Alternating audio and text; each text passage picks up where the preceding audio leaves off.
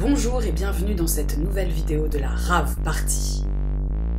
Vous voulez en savoir plus sur la saison 2 des cartes du joueur du grenier? Vous êtes au bon endroit.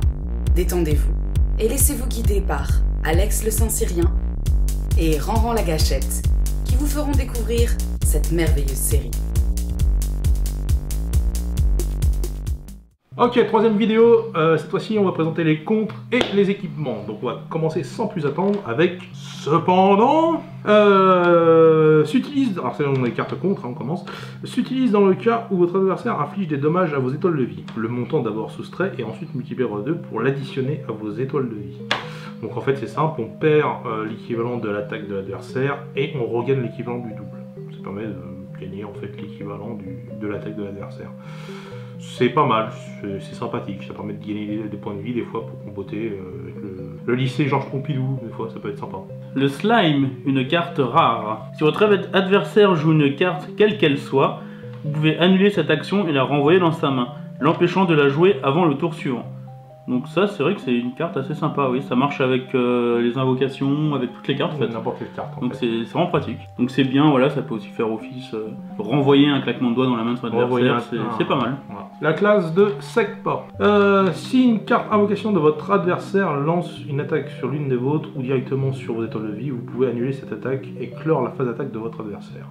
C'est assez sympa, ça permet de gagner un tour, de survivre un tour. Ensuite, la clochette de 10 grammes. Merci Tintin.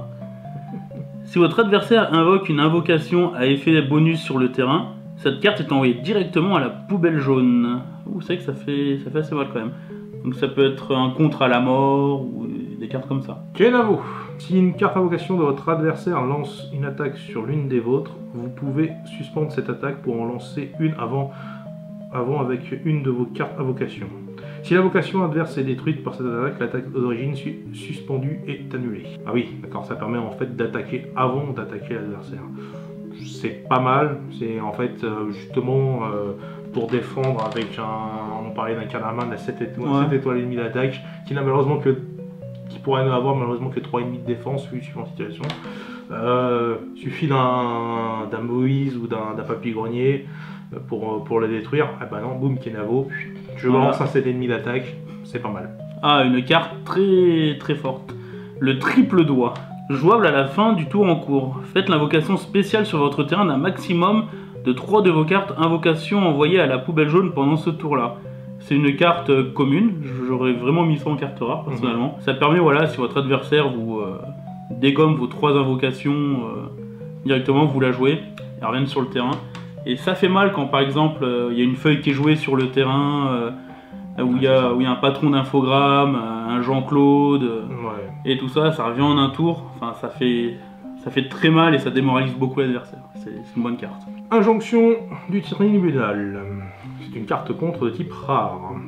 Défaussez une carte de votre main pour annuler l'activation d'une carte brillante jouée par votre adversaire et l'envoyer à la poubelle jaune. Ça tout simplement c'est de l'anti-carte rare. Voilà. C'est pas mal du tout. Moi j'aime beaucoup. Tout de suite, si le joueur joue un grenier, non, tu le joues pas. Non, tu peux pas. D'ailleurs tu l'envoies à la poubelle directement. Et voilà. Le canard signal qu'on parlait à la vidéo précédente. Très bonne carte. Si vous n'avez pas de carte invocation sur votre terrain et qu'une invocation adverse attaque directement vos points de vie, vous pouvez faire l'invocation spéciale sur votre terrain d'une carte invocation de votre choix depuis votre main ou votre pioche pour faire barrage à cette attaque. Donc c'est vraiment excellent. Si votre adversaire vous attaque, vous voulez chercher Canarman, vous allez chercher Patron d'infogramme, Henri Pot de beurre, une carte rare, à grosse défense ou grosse attaque, ça, franchement, je l'aurais mis en rare cette carte. Oui, c'est une carte commune, mais je l'aurais vraiment mis en rare. Comme le triple doigt, c'est assez puissant. Voilà, et comme on se retrouve souvent sans carte, ça arrive assez régulièrement. On peut essayer la stratégie du je mets pas d'invocation. Voilà aussi. Ah, je mets pas d'invocation. Voilà. Allez. Ça fait vraiment le café cette carte. C'est ça. On passe aux équipements. Un bon tuyau annule l'effet de la carte invocation équipée, tout simplement. C'est une carte plus à invoquer sur les invocations adverses. Ça c'est pratique, voilà, sur la petite fille, les tentacules et tout ça. C'est ça, tout à fait. Ensuite, la drogue, carte type rare. L'attaque de l'invocation équipée est multipliée par 3 et sa def passe à 0 étoile. Ça c'est vraiment si on veut faire un gros combo lié avec une petite portion de riz qui attaque, oui, qui permet d'attaquer 2 fois, et multiplié par 3 c'est énorme. Bon, par contre voilà, c'est bien d'utiliser avec une petite fille ou une tentacule à côté. Quelque chose qui tank en fait. Quelque chose qui tank, ouais. C'est pas mal du tout. Si on l'équipe un dictateur sympa, ça fait assez mal. D'ailleurs c'est le début des cartes rares en fait, de type invocation, de type équipement.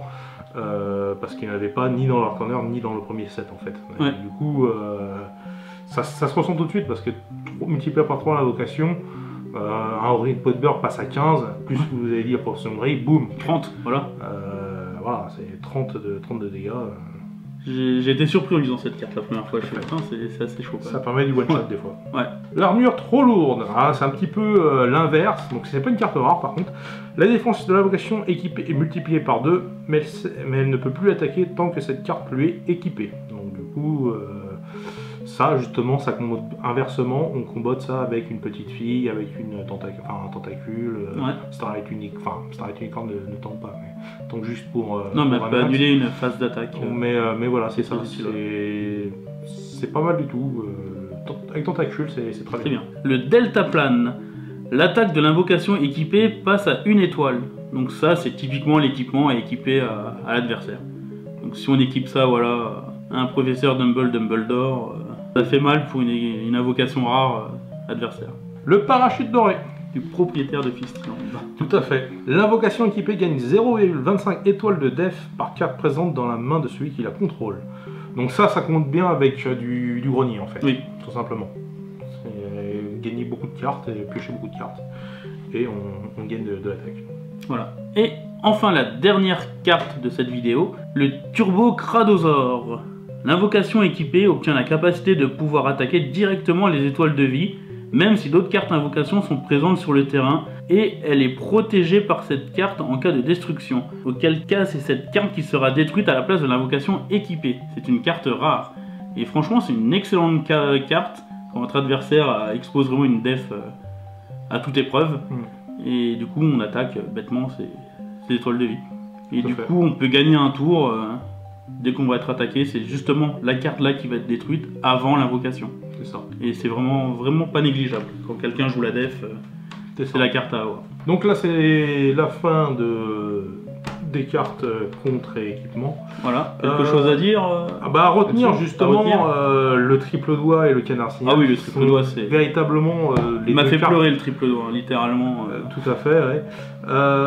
Ça permet de faire pas mal de contres un peu différents en fait. C'est ça qui est bien, c'est que le problème du 7-1 c'est que c'est du contre ah bah tiens je te tue finalement, ah bah non je te tue finalement, ah bah non. Avec le revers de doigt, les danses de la victoire, les Flightbox BE, c'est beaucoup de je renvoie les dégâts en fait, où je me sers des dégâts pour te tuer. Même presque la sauvegarde effacée marche fonctionne de la même manière.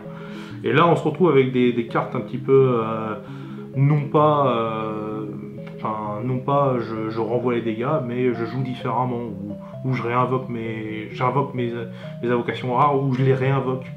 Et du coup ça permet un peu de booster les decks où il y a des cartes, des invocations rares. C'est pas mal du tout.